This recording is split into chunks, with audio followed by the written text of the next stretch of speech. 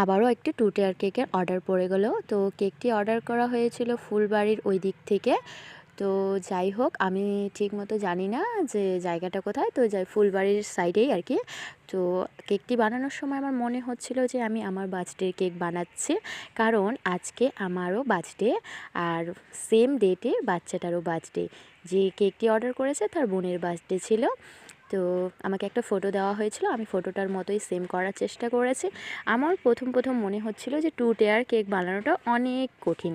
তারপর যখন আমি 2 টিয়ার কেক বানানো শুরু করেছি, তখন থেকে আমার মনে হয় যে 2 টিয়ার কেকের মতো সোজা কেক হয় না। সত্যি বলতে ভীষণ ভালো লাগে 2 টিয়ার কেক বানানো, বানাতে ভীষণ ভালো লাগে। আর দেখতে দেখতে কথা বলতে বলতে কেকটি কিন্তু রেডি হয়ে গেল। এই যে দেখতে পাচ্ছ, এটা হচ্ছে কেকটির ফাইনাল লুক। তো কেকটি কেমন হয়েছে সেটা আমাকে অবশ্যই কমেন্ট করে জানাবে। আর কেমন কেকের ভিডিও চাই তোমরা অবশ্যই কমেন্ট করবে, আর আমি সেই রকমই ভিডিও দেওয়ার চেষ্টা করব। আজকের ভিডিওটা এখানেই